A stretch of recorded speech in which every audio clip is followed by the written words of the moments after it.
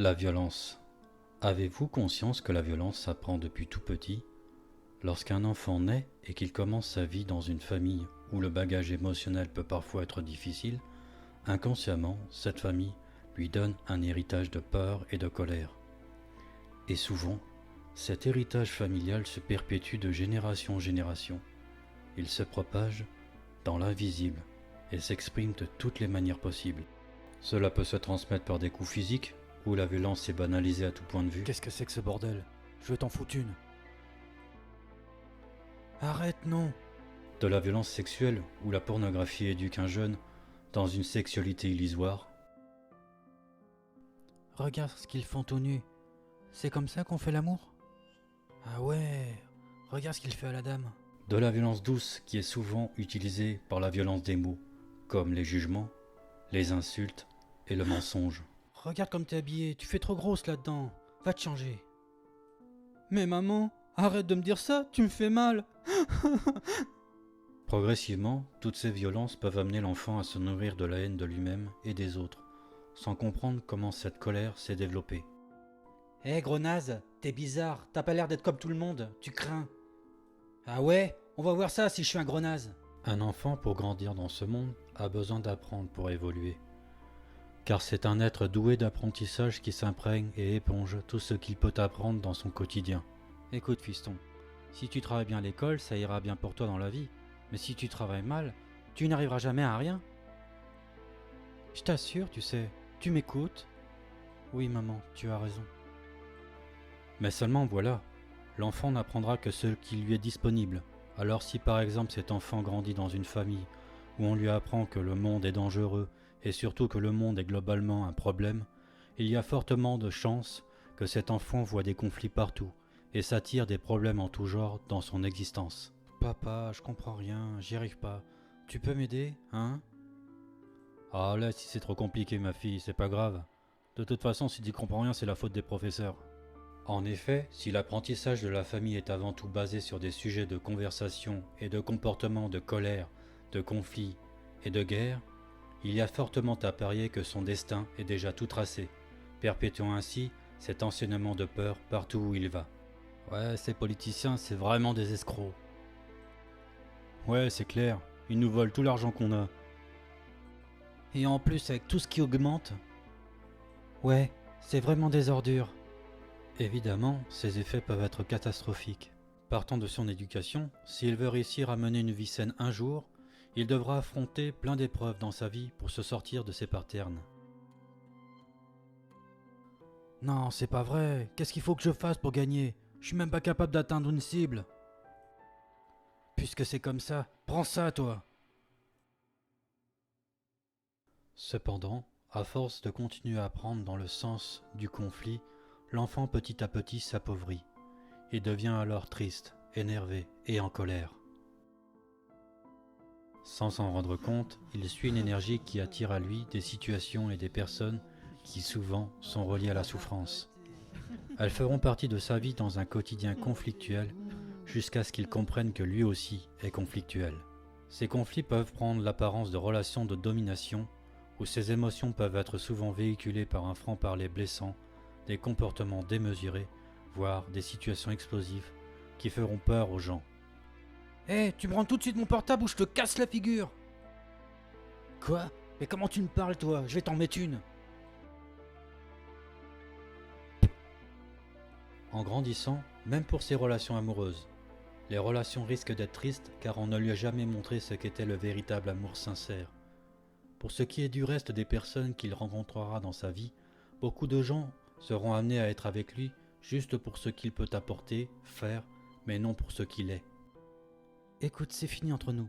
J'en ai marre. J'aime quelqu'un d'autre maintenant. Je te laisse. Quoi? Mais attends, mais qu'est-ce que je vais faire sans toi? Moi je t'aime encore. Attends. Non mais arrêtez les gars, il vient de se faire larguer, soyez sympa. Ouais, on s'en moque. Hé gars, tu peux nous prêter ton portable? Toutes ces relations prennent leur source depuis l'enfance, où il a appris à cultiver dans sa famille une mauvaise estime de soi. Mais papa, tu m'as dit qu'on sortira ensemble ce week-end. Tu m'as promis, tu sais. Hein? Je t'ai dit ça?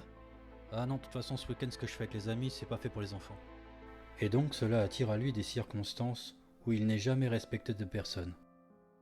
Soit tu m'écoutes pas quand je te parle et t'entends rien, ou soit t'es vraiment idiot et tu comprends vraiment rien. Mais maman, je savais pas comment faire. Tu m'as pas expliqué. Aussi, ce manque d'estime de soi est destructeur, car il ne voit en lui que des aspects médiocres. Mais comment ça marche ce truc? Y a jamais personne pour m'expliquer comment on fait. Tout le monde s'en fout de moi. C'est-à-dire qu'il porte sur lui des jugements très limités, très durs, sans arriver à voir quelque chose de bien à son sujet. En somme, il est très difficile pour lui de voir de l'espoir dans sa vie. J'arrive à rien. Je suis vraiment qu'une merde. Dans des conditions pareilles, cela peut le conduire à vivre difficulté sur difficulté, sans qu'il soit conscient de ce qu'il vit. Il rencontrera très certainement beaucoup d'échecs. Voilà ta copie. Pas terrible la note. Oh, encore une mauvaise note. Je vais me faire tuer à la maison. La réussite de sa scolarité et sa vie professionnelle peuvent être quotidiennement compromises. Ah, dites-moi, vous vous êtes occupé du dossier que je vous ai demandé il y a 2 jours? Car là, j'en aurais vraiment besoin pour cet après-midi. Oui, bien sûr. Je vous le termine ce matin. Ok, très bien. Merci. Eh ben, j'ai intérêt de finir ce dossier au plus vite, sinon je vais me faire virer.